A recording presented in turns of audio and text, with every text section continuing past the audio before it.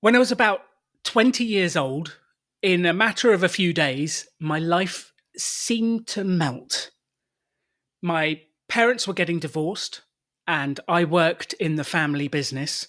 And you do not want to work in the family business when your parents are getting divorced. So my family fell to pieces. I lost my job, and I thought I'd go traveling. So I went to see my girlfriend at the time and said, "Will you come traveling with me?" And she said, "Alan, I don't love you anymore." So, in a matter of 2 days, I lost my job, my family fell to pieces, my girlfriend left me, and I was wondering what to do with my life. And a guy called Matt gave me a book, and the book was called Notes from a Friend by Tony Robbins. And I booked myself a 3-week trip to Brazil, which is a whole nother story.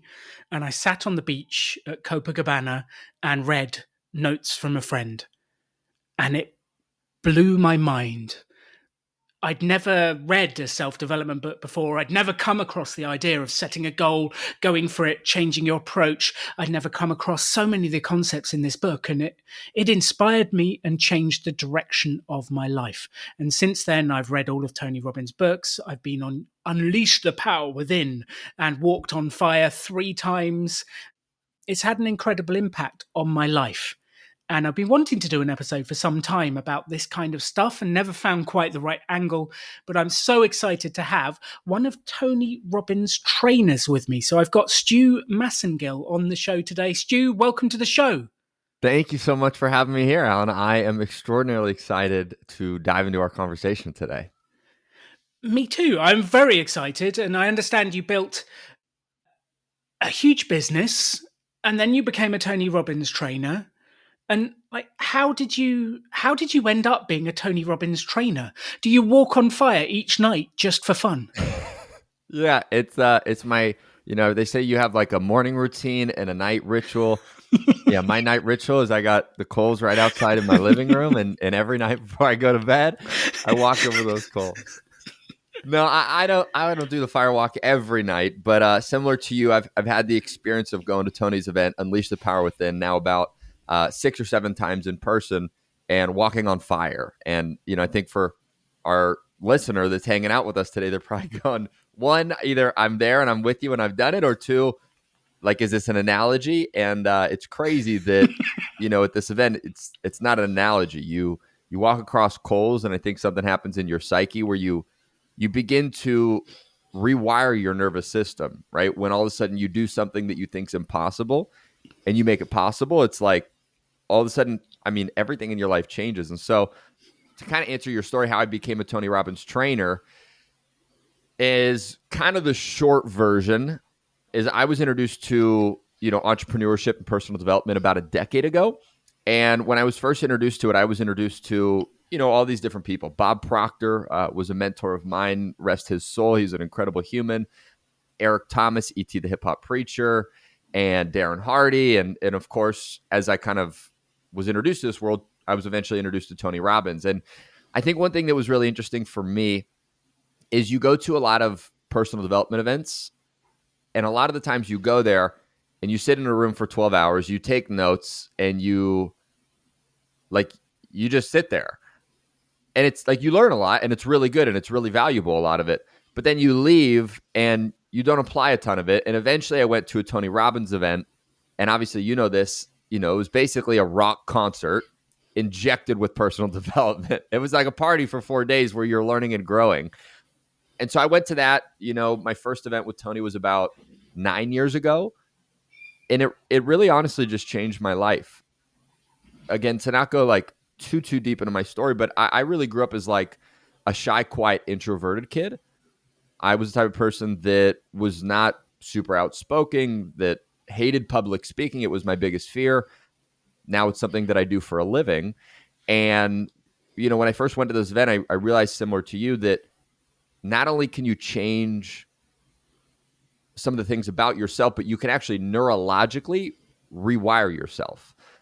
And so for me, that's what happened 9 years ago. And long story short, once I went to my first experience, I continued to immerse myself into Tony's world. And I started doing some of my own speaking just because I enjoyed doing that. And then about 4 years ago, I had an opportunity where I was doing some speaking, and then I knew someone in the Tony Robbins company, and they were looking for a speaker, and it was just sort of the perfect marriage of I love speaking, I love Tony. They needed someone who speaks, and it was like, man, if I can, be a vessel to introduce people to some of Tony's work, it's really been, a blessing, a privilege, and a whole lot of fun. So I don't know if that quite answers your question. I know it was a little long-winded, but I would say that's my answer.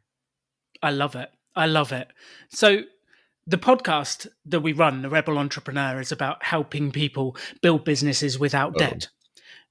But the secret mission is just to help people make progress in whatever they're doing.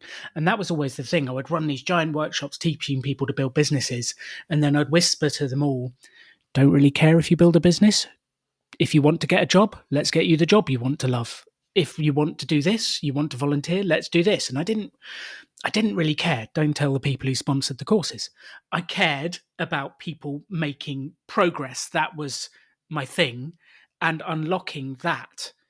And one of the big things Tony talks about is going from a state of stuck to making progress. And I tell people to build businesses and to forget writing a business plan and just go and sell something, because that's the only true test of whether a business will work or not, is will someone buy it? So how do you help someone who desperately wants to take action, but for some reason procrastinates, hasn't done it, does everything else first, like the washing, the ironing, I don't know, tidying the room? Not that I've ever built a website instead of making a sales call, but like, how do you help someone get going? Yeah, I think this is what I like to call the strangest thing inside the human experience. And what it is I work with, I'd say, probably hundreds of different entrepreneurs every week. Technically, what I do for Tony Robbins is I go into organizations of entrepreneurs a lot of the time, and I do kind of mini seminars to teach them some of Tony's principles. And one of the biggest things that I've seen now doing this with tens of thousands, if not, 100 plus thousand people the last 4 years, is I think so many times in business, people actually know what they need to do, but then they don't do the things that they know.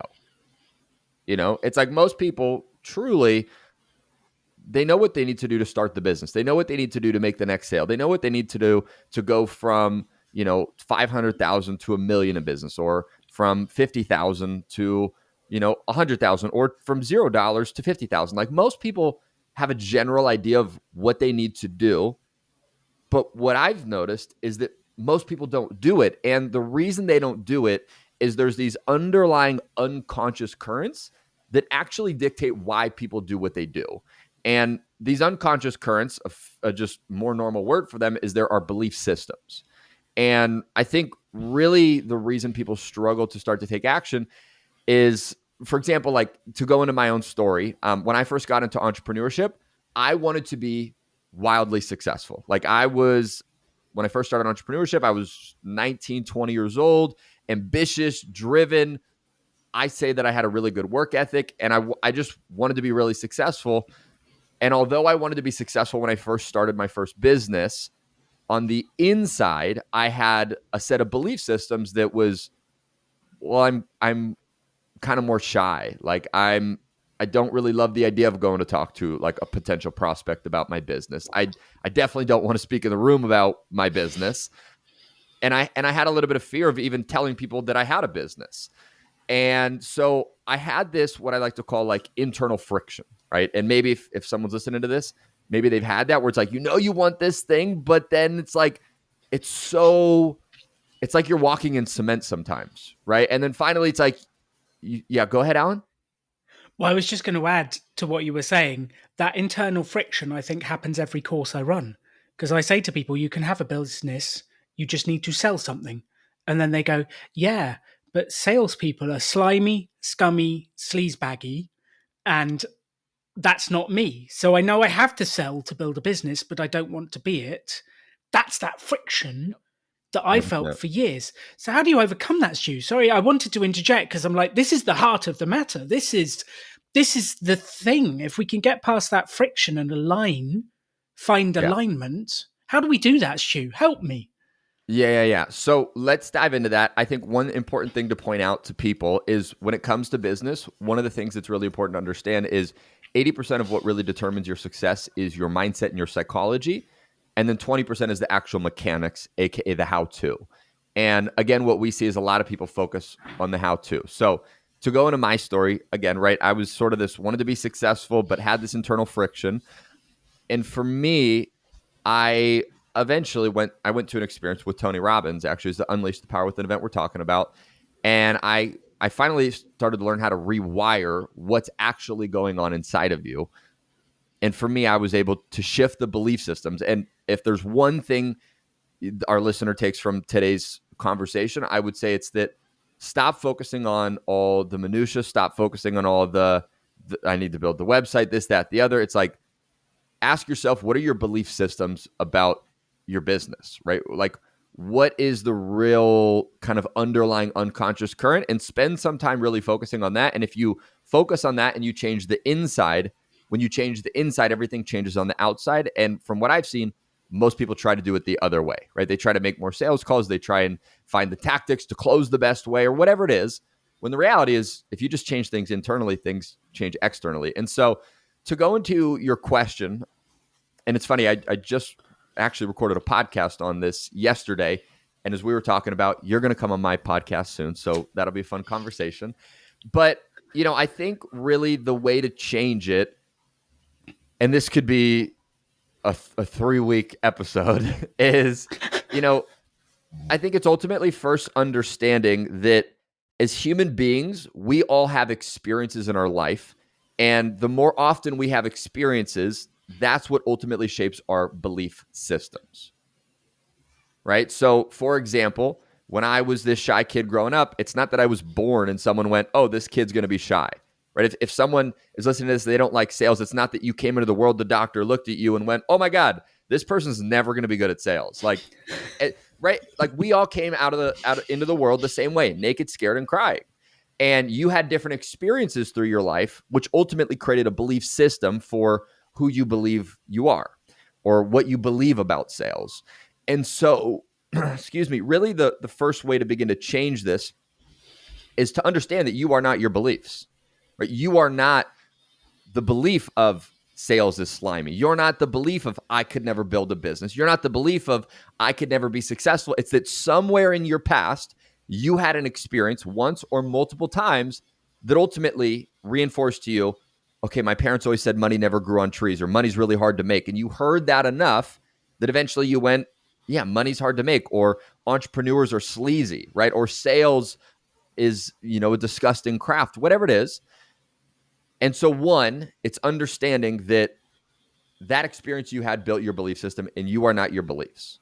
And then the second aspect of it is really beginning to ask yourself, what's a new belief that you would want to put in place? And for example, let's say your old belief system is sales is slimy, like we spoke about, right? I don't really want to do sales in my business because people are slimy. Well, maybe your experience in the past was your parents bought a car and you were a little kid, and after your parents went, man, that salesman was just the worst. They were so whatever, right? Now, what I want you to do on the flip side as we build the new belief is you want to ask yourself, what is the new belief you want? And then what is an experience in your past that could prove to you that new belief system is true? So as an example, let's say your new belief system would be sales, being good at sales and like taking action on sales is one of the most powerful things you can do in your life. And if you go in your past, maybe there's a moment where you first met, let's say, your wife, and she wasn't interested in you, but you were committed. You said, this is good. I'm going to go on a date with this woman. I'm going to love this woman. This woman's going to be my wife. And maybe she didn't want to go on a date with you at first, but you were persistent, you were committed. And maybe now eventually you have an unbelievable marriage in your life to a woman you really love. And why did that really happen? Well, my friend, sorry to say it, it's because you sold your wife on you, right? And because you were willing to sell your wife on you, you have this beautiful relationship in your life. And it was because sales was really a beautiful thing, right? And some people may not look at that as, well, it wasn't really sales with my wife, but it really was. If you didn't sell your wife on you, you wouldn't be together. And so if you take that experience and you go, wow, sales can actually lead to some really incredible things in my life, that's, I would say, the starting place of now beginning to shift those things. And there's a lot more we could go into in this, but I would say if there's one other thing people can do daily, it's rather than when you go to make your next sales call, thinking of that moment when your parents were talking about the slimy salesman. Every time you now go to make a sales call, I want you to think about that moment that you met your wife, that moment you sold her on going on the first date with you. And what it's going to do is, as you have that more at the front of your conscious mind, you're now going to go into that next sales call going, man, like sales is freaking awesome, right? And so again, there's a lot of complexity when it goes into it, but I would say that is sort of a few of the foundational principles when it comes to beginning to shift some of those belief systems. And one of the most powerful ones really just being that you are not your belief systems, and separating yourself from those, which ultimately opens a window where you can create a new one. You are not your belief systems. And it's Yeah. interesting. I wonder how many of the audience, if you're listening to this right now, if you're listening to our voices, have you ever taken the time to consider what you believe and then consciously choose which beliefs you want to hold on to? And this was something I learned a long time ago. And it's something you still have to do, even when you've got good at it, because bad beliefs pop up through experiences, through things that happen to you, and you have to almost weed the garden and strip out the bad beliefs Yeah. so that you can be free to actually get on what you want to do. So let's take a real example, Stu. I had a lady, I was coaching her on how to build a business, and she said to me, I am the furthest thing possible from a business person.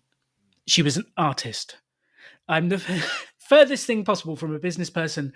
I'm the furthest thing possible from a salesperson. And yet, what you're telling me to do is I have to sell my art. And I'm like, yes, well, no one else is going to sell it for you. I mean, even if you get a gallery to sell it for you, you have to sell the gallery, that the Yeah. Yeah. gallery has to sell your art. And it doesn't really matter what you do, you're selling. And I always have this thing of everything is sales, like which restaurant you go to in the evening, Italian or Indian food. You have to sell the other person on it. Which movie Yeah. you want to see at the weekend, Oppenheimer or Barbie? You need to sell the other person on it. One will be a harder sell. Yeah. So like, if you had someone like that who just the furthest thing possible from a business person, where do you even start with that? How do you help someone to go, okay, like maybe I could do this and suspend disbelief for long enough to take action that maybe gets a sale and shows there is pleasure in sales?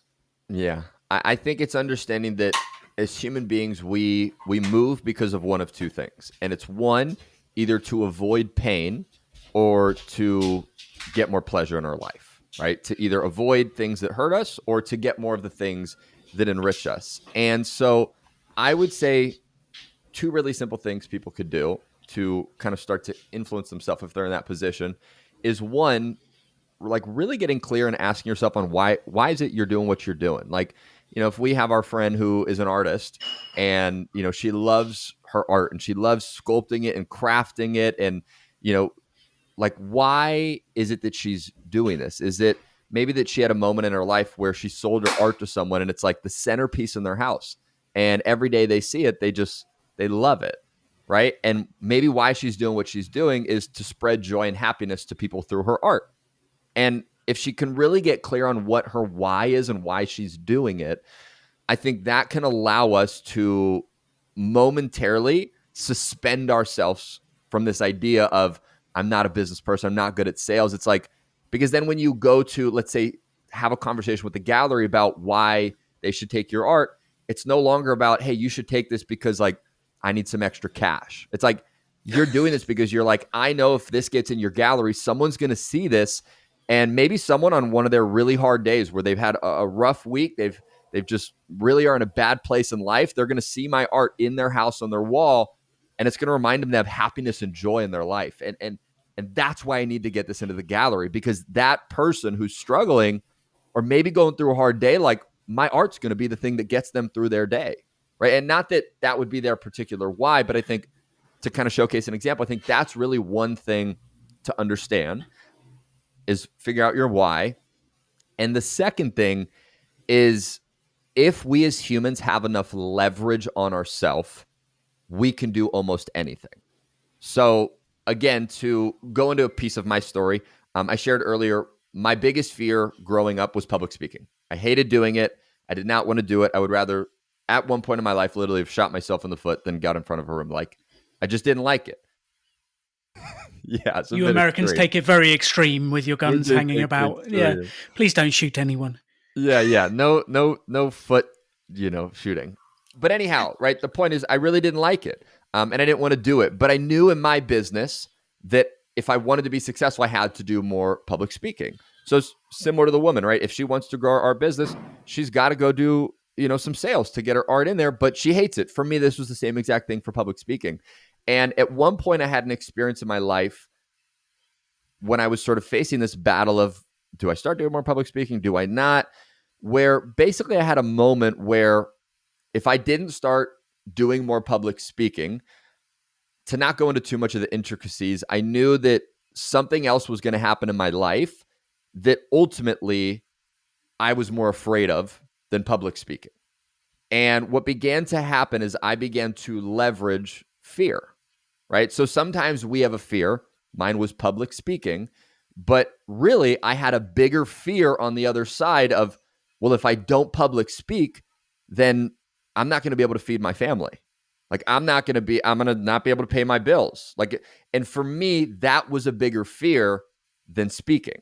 So what I would say is if someone has a fear of selling, what's a bigger fear than selling, right? Is it a bigger fear that you're going to be stuck in this job that you don't really love for 2 more years because you were afraid to sell? And that's a bigger fear for you. And I think if you can start to leverage fear, it can begin to take you into taking action, even when you're afraid. And I think the kind of the third and final piece there is understanding that, like, at first when you do it, it's going to be uncomfortable. And at first when you do it, you're probably going to suck. And at first when you do it, you're probably going to fail. Like, it's what I've seen in my life is the moments when I've pushed myself to get uncomfortable and to try something new and to get out of my comfort zone.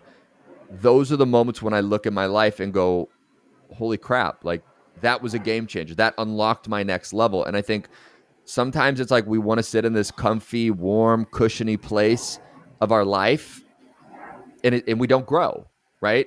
And yes, we have seasons of life where maybe that's the right thing. But if you want to start your business or grow your business, the reality is like you're going to have to get uncomfortable pretty regularly. And if sales is one of those things you're going to have to get uncomfortable with in the beginning, it's understanding that like discomfort's actually a really good thing. Like I think a lot of people, they look at getting uncomfortable as like, man, this sucks. This is bad. But I think when you really change the way you associate getting uncomfortable with pleasure, not pain, it can begin to change a lot of things in your life, because really the only way that you grow is you get uncomfortable. And if you're not growing, like a really simple question I ask people is, if you're stuck, if you're not growing, when's the last time you got uncomfortable?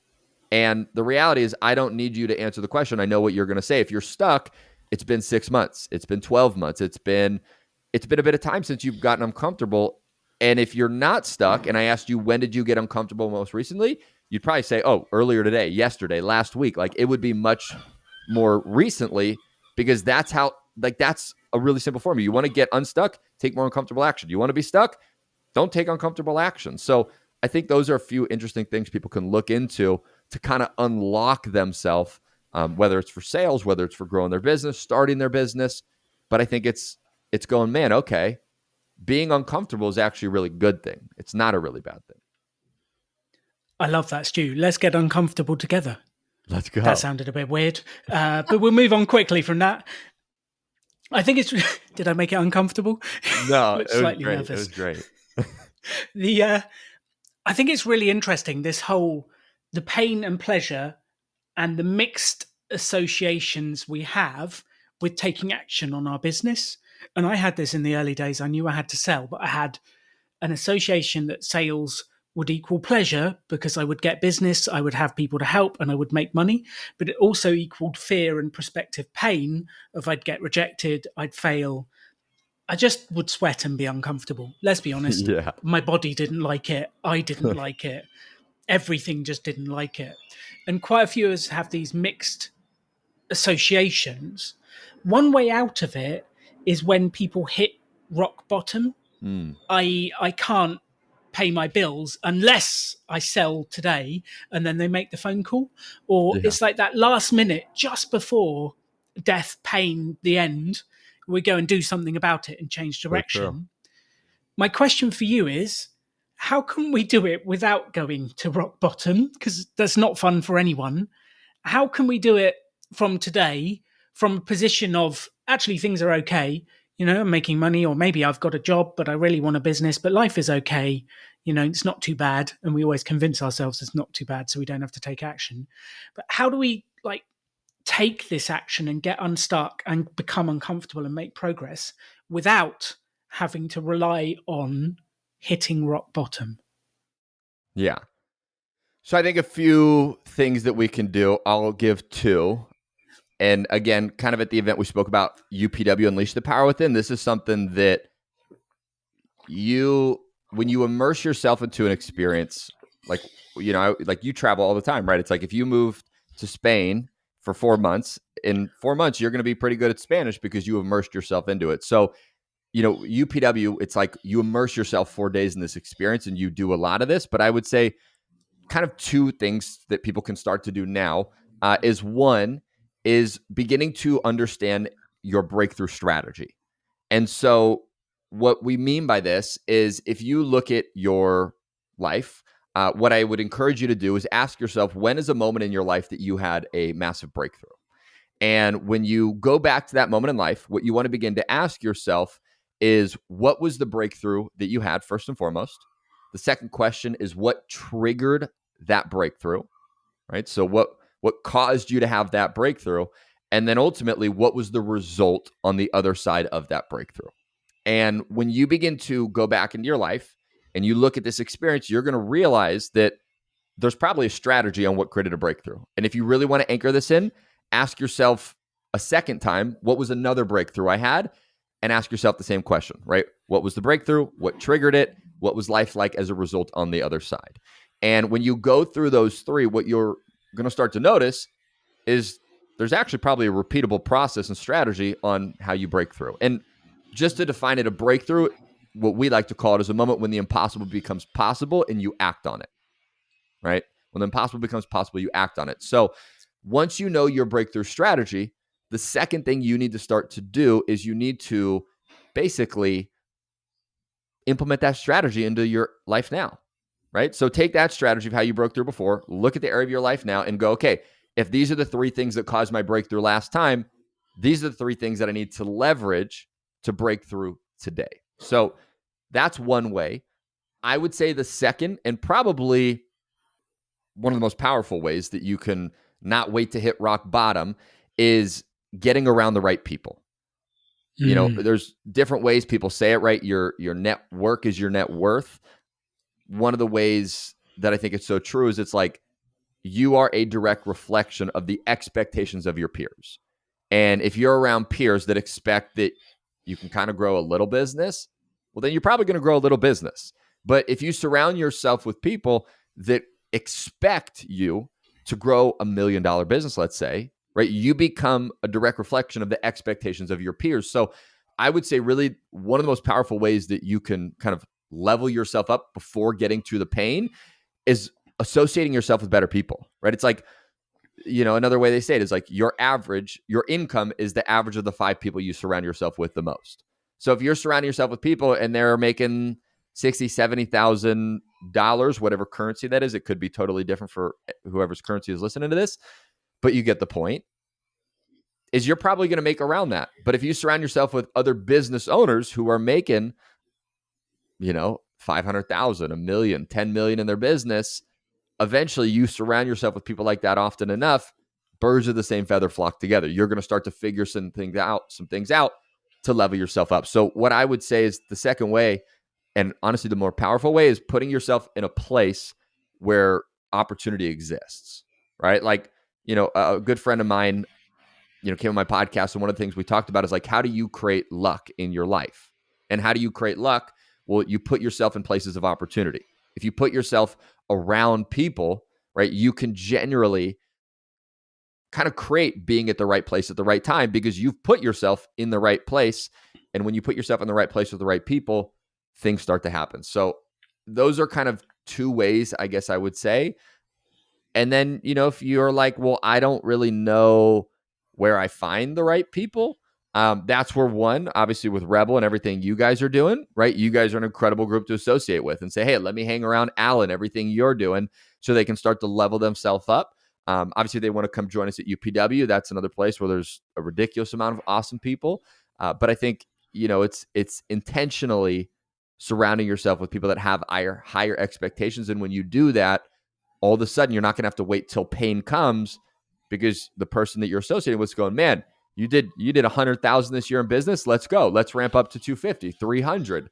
And when you surround yourself with people like that, all of a sudden things begin to change. You go, well, if everybody around me is doing 300K in business, I don't want to be the one just doing 100K. So let me ramp up, right? Same thing. If you're making $1 million in business, you surround yourself with people making 10 million in business.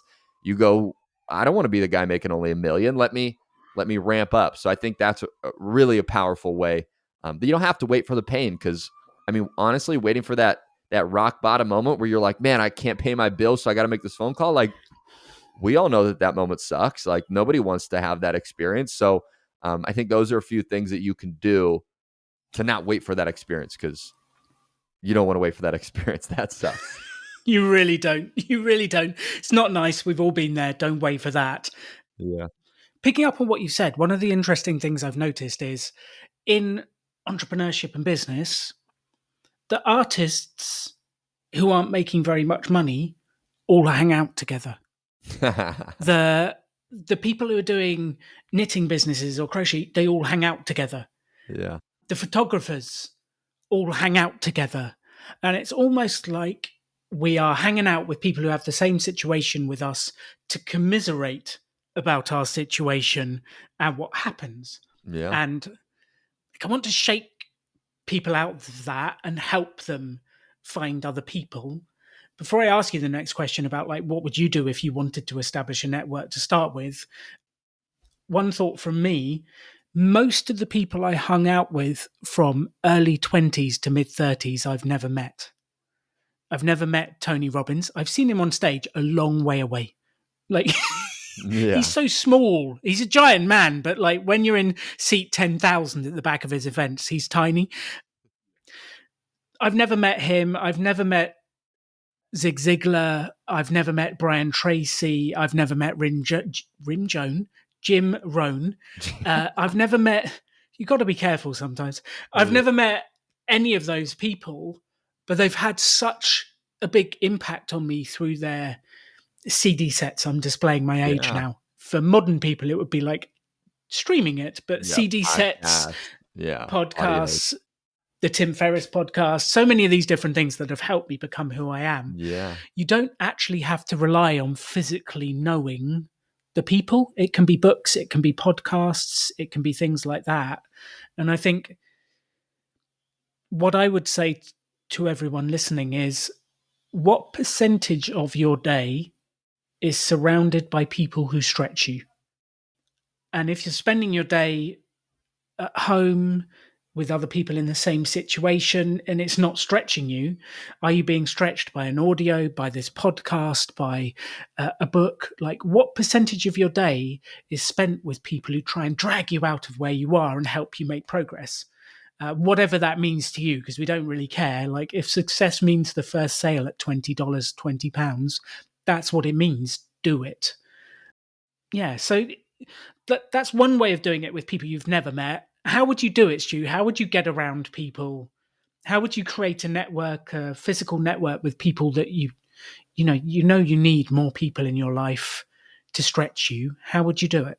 Yeah.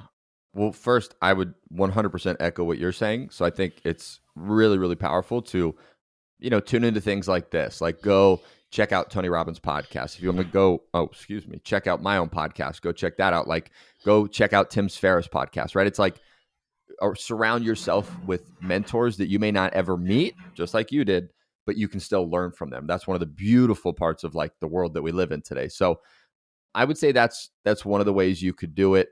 A second way that I would encourage people to do it, and I think this is where, like, this is when you'd actually like physically meet people, right? So this would be whether you're at an event, you meet people, whether it's someone on Instagram that maybe is, doing what you want to do. Like, maybe there's someone, to just stick with the art theme we've been talking about today, that's growing a successful art business and you've always followed this person and been inspired by them.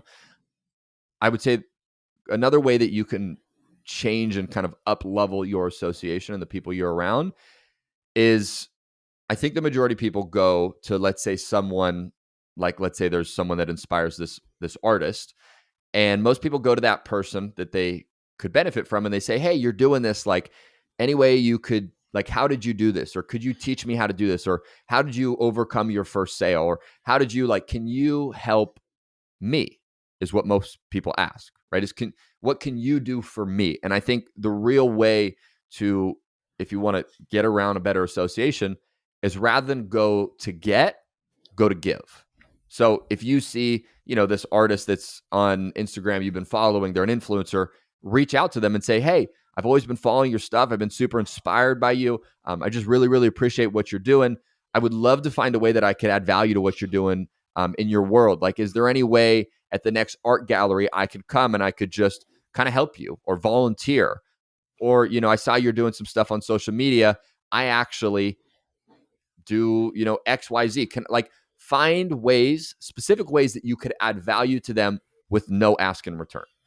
And just say, hey, can I add value? Can I help you with XYZ? Maybe you're good at website development and you've seen that their website's not that good. And you could come in and say, hey, I would love to see if I could just kind of build a website that I think would be really awesome for you.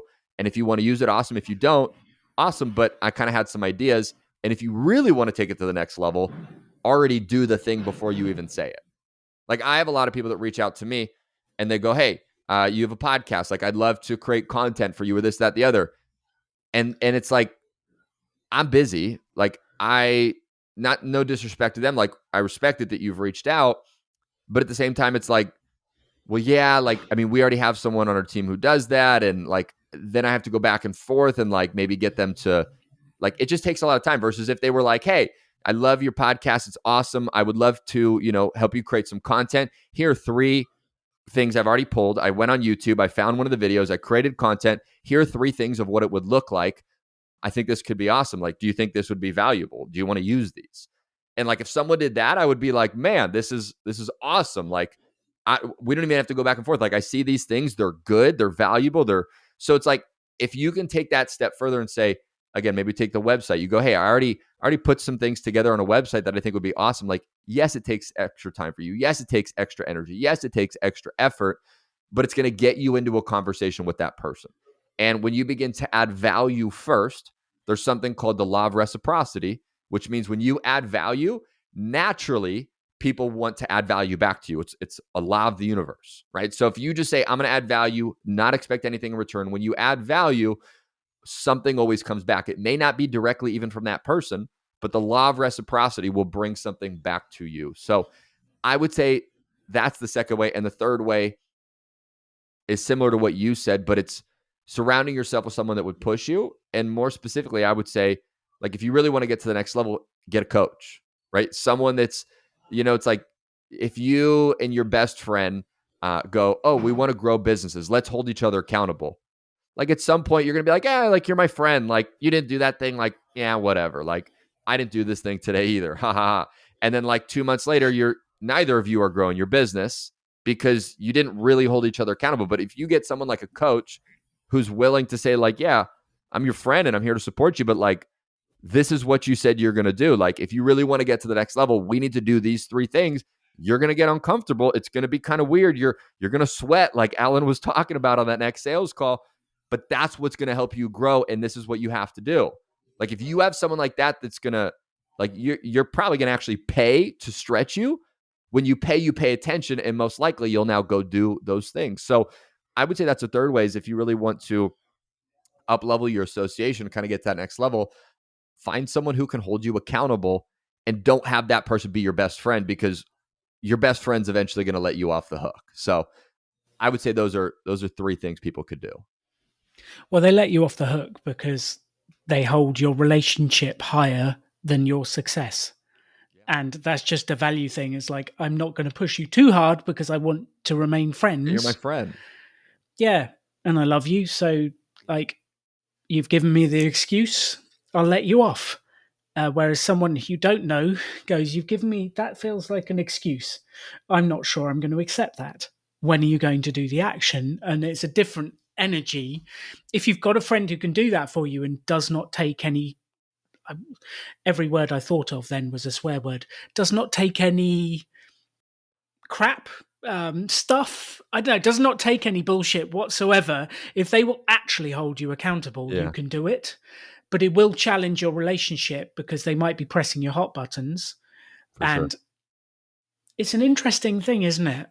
Like, so this whole podcast is about taking action, building businesses, creating your dream, and you don't need to spend money to do it. You don't need a business plan. You don't need a loan. You don't need to find cash to do it. There does come a stage where some of this does help. And I've spent a fortune on personal development over the years. I've bought courses, I've worked with different people because it does help. And I guess the message of this podcast has always been you don't need money to start. So start for free. And maybe when you've earned some money, spending a little bit of it can actually help you to make more progress and make more difference. So we've never been against spending money unless you don't have it. That's a big no. Never spend money you don't have. Let's earn that money and then spend it and create more progress. So I think that's a critical piece.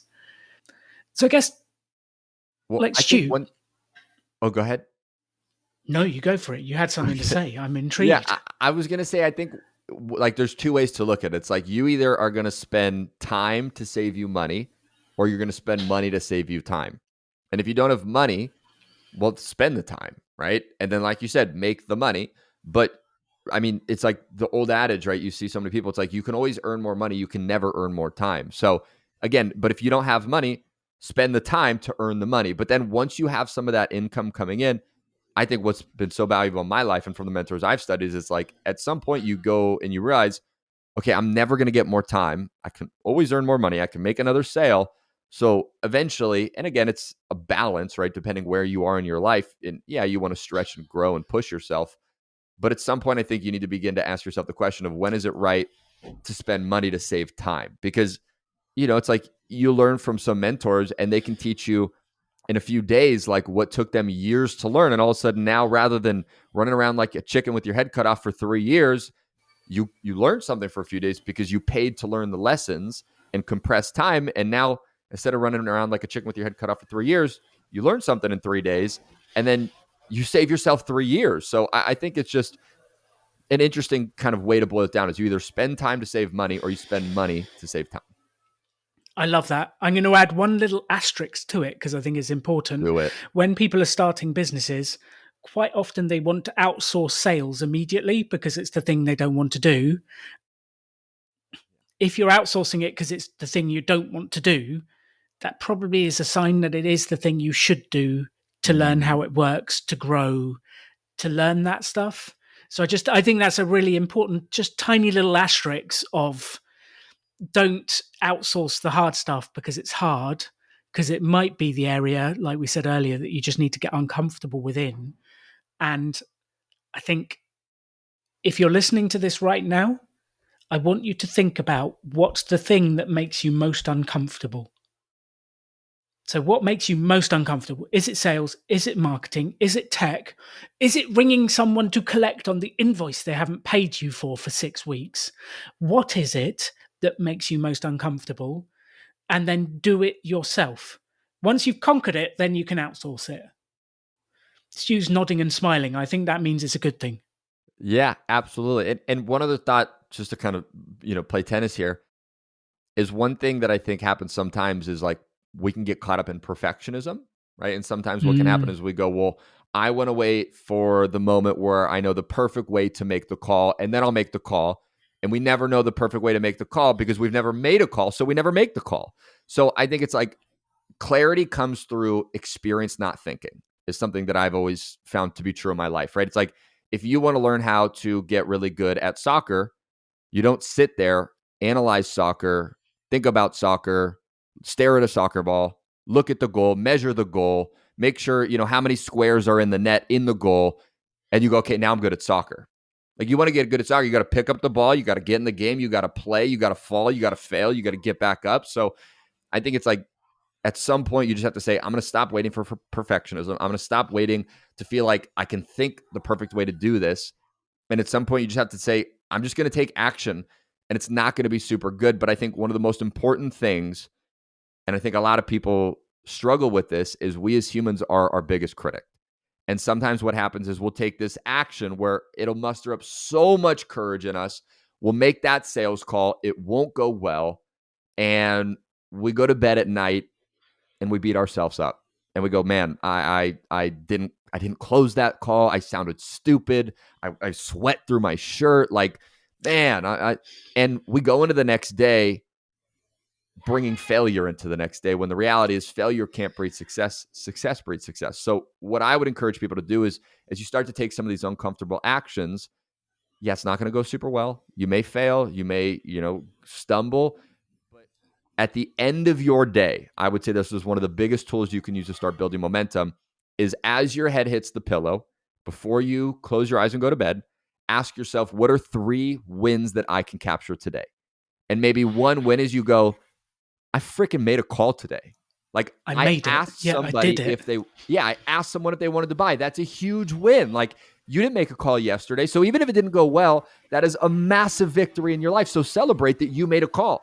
Maybe another victory is you go, I ate something healthy today, right? I went on a walk outside, whatever it is. But at the end of the day, no matter how big or small it is, capture 3 wins, because when you do that, regardless what the size they are, going into the next day, it's going to allow you to create momentum that's going to allow you to really continue to build your business. But I think that's one of the biggest things that can hold us back from taking more action is like we beat the crap out of ourselves sometimes. Like, someone once said, if we talk to other people like we talk to ourselves, some of us wouldn't have friends because we don't really talk nice to ourselves. So I think that's just, another thing that can really help people take some of these uncomfortable actions we're talking about is like celebrate yourself. I regularly say to my wife, if anyone else talked to you the way you talk to you, I would beat the shit out of them. Mm.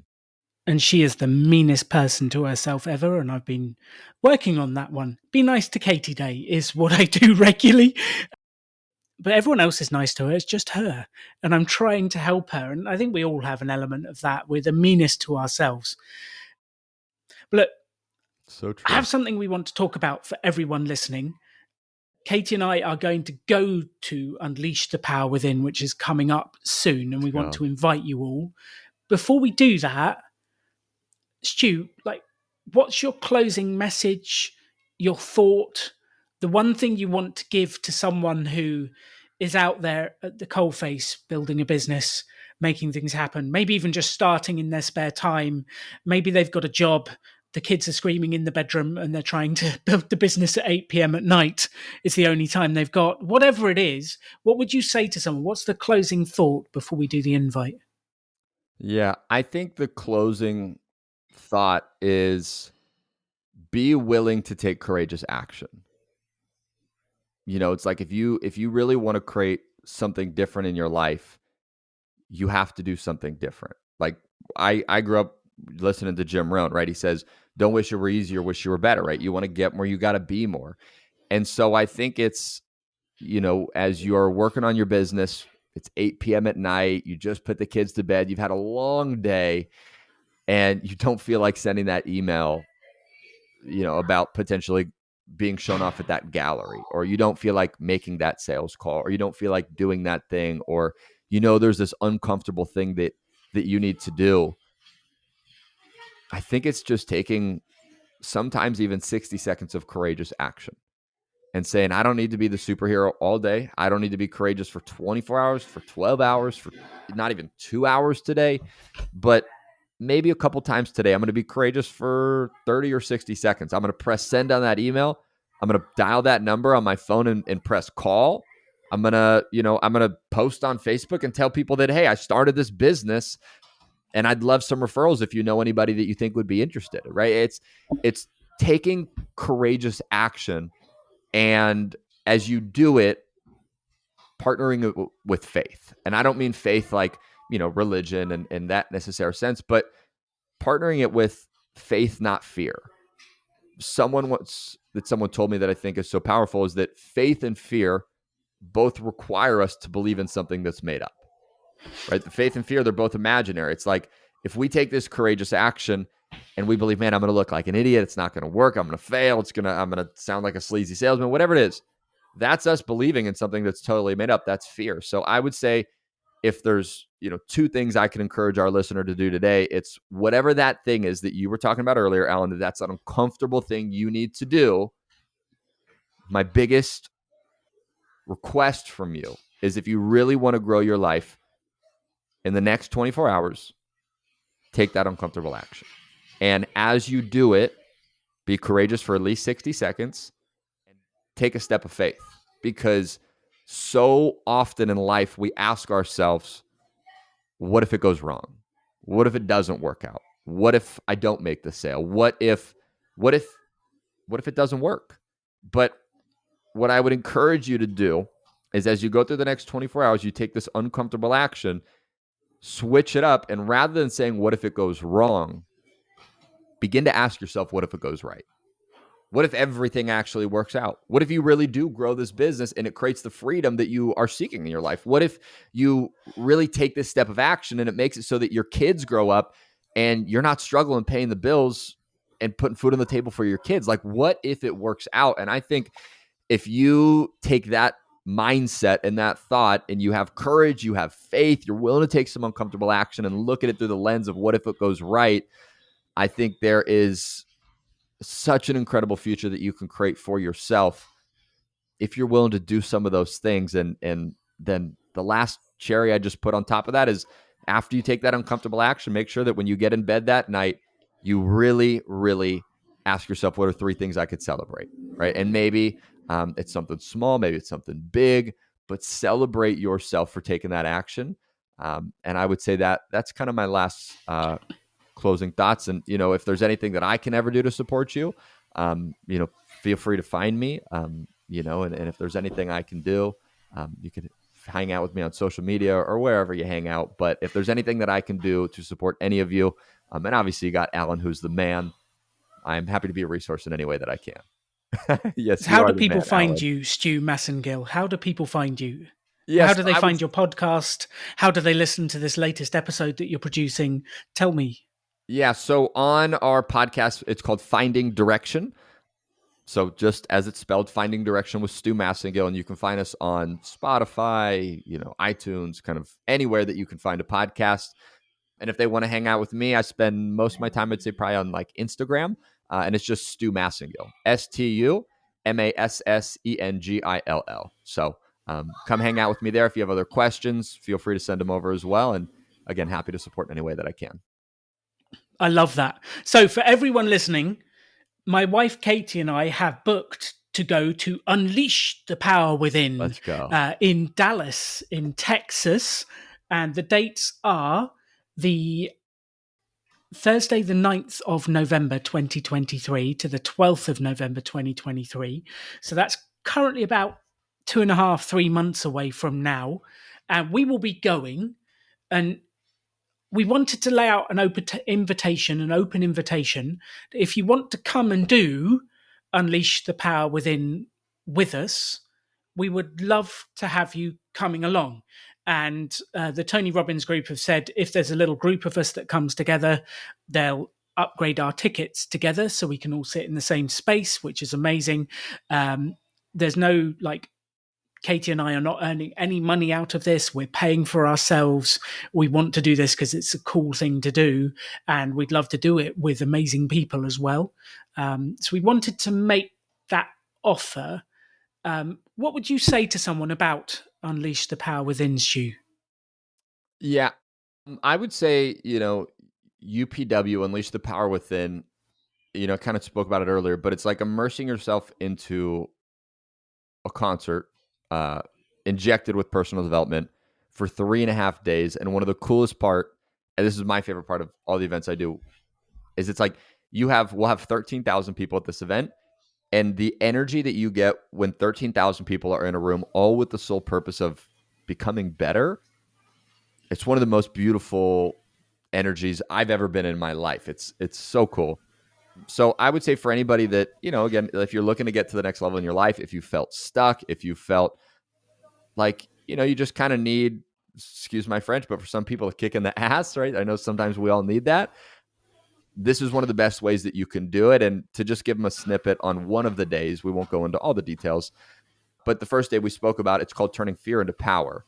And really what we teach you is how do you begin to neurologically change your association with fear. So when fear shows up in your life, and now sometimes maybe it shuts you down or figuratively paralyzes you, how do you begin to shift that? So rather than having it shut you down, you take fear and you actually turn it into rocket fuel. You begin using fear rather than being used by fear. And the way that we do it on day one, if they come hang out with us in Dallas, I'll be there as well. So I'd love to meet all of you if you come, is we do a fire walk. So day one of the event, you walk across, not an analogy, 15 feet of burning hot 2,500 degree coals. Now, steel melts at about 1,800. So it's hotter than that. So they're very, very hot red coals. And essentially we teach you, how do you walk across fire? And the reason that we do this is because I don't care who you are or what you've been through in your life, but when you find yourself standing in front of 15 feet of burning hot 2,500 degree coals, there is a neurological response in your body that kicks fear on and sends it through every cell in your being. And so what we teach you is even when you have real fear like that in front of you, like hot coals where you could literally get burned, even when you have real fear like that, how do you still take a step? So the first day, it's usually about 10, 11 o'clock at night, 10,000 people, they make their way out of the stadium. You find yourself walking to the coals. There's like 40 rows of fire.